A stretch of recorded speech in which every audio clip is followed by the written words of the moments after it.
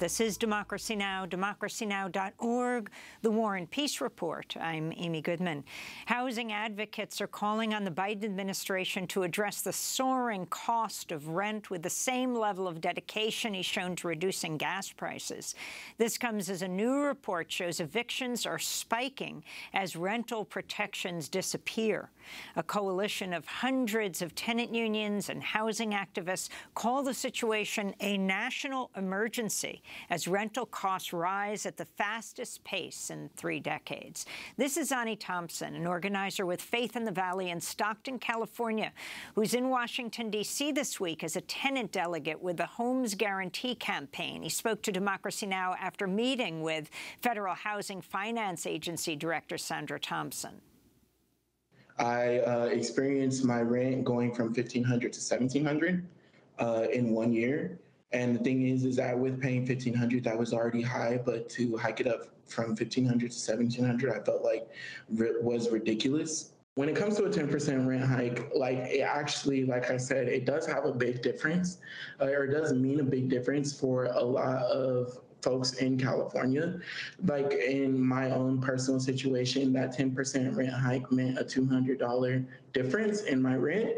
And that within itself meant that I was not able to, fix my car when it needed maintenance due to having to forfeit that $200 every month to rent.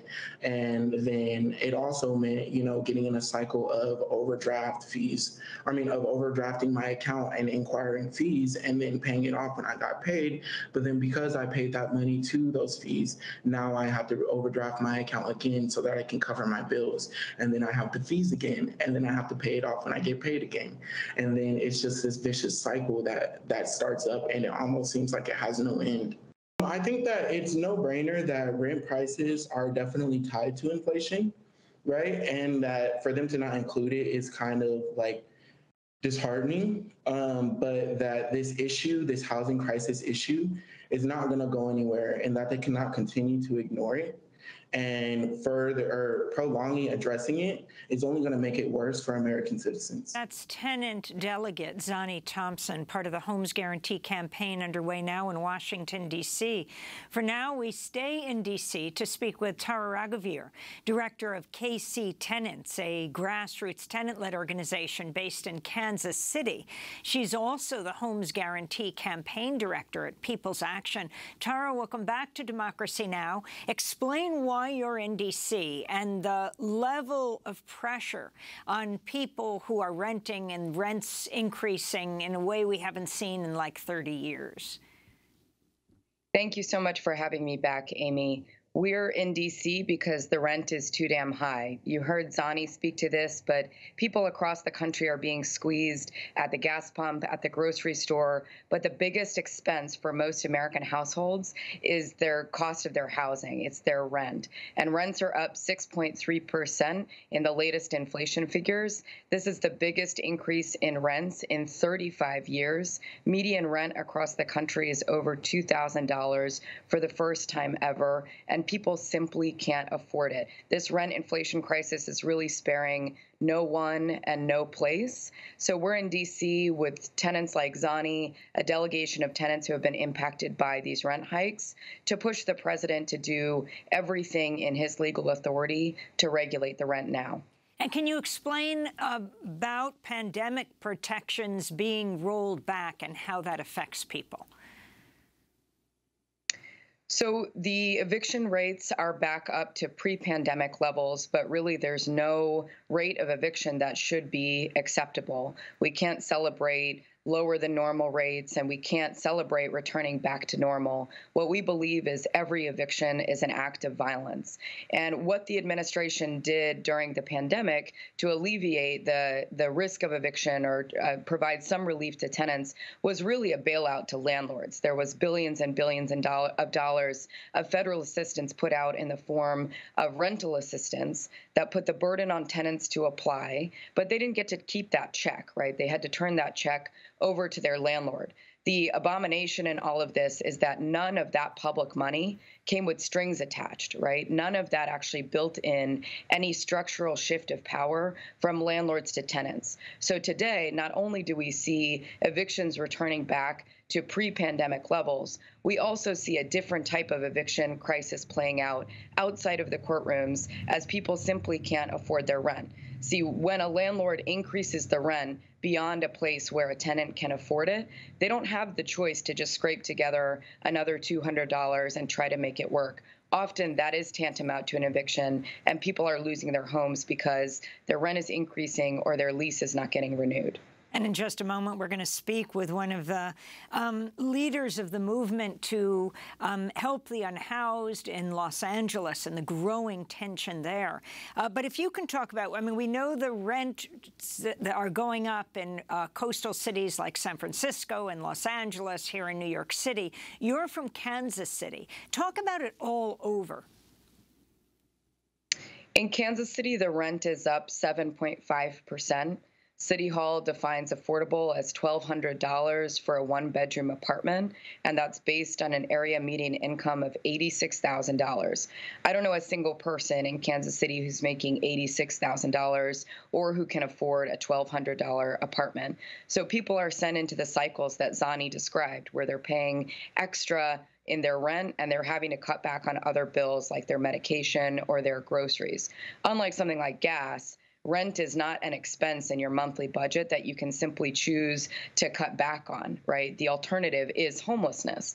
And to your point, homelessness is being criminalized in states like mine, like Missouri, and all across the country. So people are trapped in a really violent cycle right now where they're either forced to overdraft and cut back on meals and turn off the lights and sacrifice their humanity, or they're forced to the streets where they're criminalized for their poverty. I wanted to turn to two tenants as safeguards to prevent evictions during the pandemic expire. Tenants across the country facing these rent increases of up to, what, 5–10%, in California 10%. These are Los Angeles tenants. Juan Garcia is neighbor of over 17 years, Ulysses Del Bosque, describing the burden of rising rents. Estoy preocupado. Yes, I am worried because they wanted to raise the rent, but unfortunately, I told them no. No, I did not accept that they raised it, but the other tenants did. They raised it by 10%, and the tenants give them the rent. There are going to be more problems because of the evictions that are increasing as a result of rents starting to rise. And there's too much inflation. Then it is impossible to be able to live quietly with everything, that all the situations that are happening. Tara Raghuveer, talk about the demographics of who's being priced out of their rentals. Disproportionately, the people who are impacted by rent hikes and by the type of rent gouging that we see corporate actors employing in the rental market are Black and brown tenants, are poor and working class tenants. Black women are the people who are the most at risk of eviction during, quote, normal times, and these are accelerated conditions that are also having that disproportionate effect on those same communities. You know, there's recent research that tells us that institutional investors, private equity funds, real estate speculators target communities where there's actually higher percentage of Black and brown neighborhoods and people who are renting their homes. And then they raise the rent, right? They raise the rent to levels that the people there can't afford and force them into this kind of eviction cycle. Can you talk about the Federal Housing Finance Agency, how it can help in fighting against rising rents? That's who you're meeting with in Washington. We had a very promising meeting with the director of the Federal Housing Finance Agency yesterday, Director Sandra Thompson, and we talked to her about the ways that FHFA, in its role as a regulator of Fannie and Freddie, can actually have a massive impact on regulating the rents and protecting tenants. So, as a regulator of Fannie and Freddie, FHFA has a role to play to actually add conditions to any federal financing. I'll give you an example. There's a corporate landlord called Starwood where the CEO on a recent earnings call called inflation the gift that keeps on giving. And they've raked in record profits during the pandemic while they've been hiking rents across the country. Starwood has federally backed mortgages, right? So that's something within FHFA's purview. They could add conditions to the federal financing that many of these institutional investors rely on in order to rein in their rents. We could regulate rent increases, regulate lease renewals. That's all within Sandra Thompson's purview as the director of the FHFA. And Congress, President Biden, what can they do? So Congress is set to pass the Inflation Reduction Act. It doesn't have anything to do with reducing the rent. In our view, the president and his team have been thinking about gas and many other elements in inflation, and they've really been neglecting rent. This is the elephant in the room. Rent is the largest expense for most American households, and it's a core driver of inflation. So even as the Inflation Reduction Act passes, for it not to include rent is a major red flag. We're calling on the president to do everything in his executive authority to direct agency-level action, of course, to direct congressional action, and to use the power of the pulpit to call this crisis what it is, which is a national emergency, and to call out those actors in the private market that are actually rent gouging, using inflation as an excuse, but raising rents beyond the rate of inflation. Tara Raghuveer, I want to thank you for being with us, director of KC Tenants, grassroots tenant-led organization in Kansas City, also the Homes Guarantee campaign director at People's Action, speaking to us from Washington, D.C., where they are trying to meet with federal agencies and others to deal with the rising rents.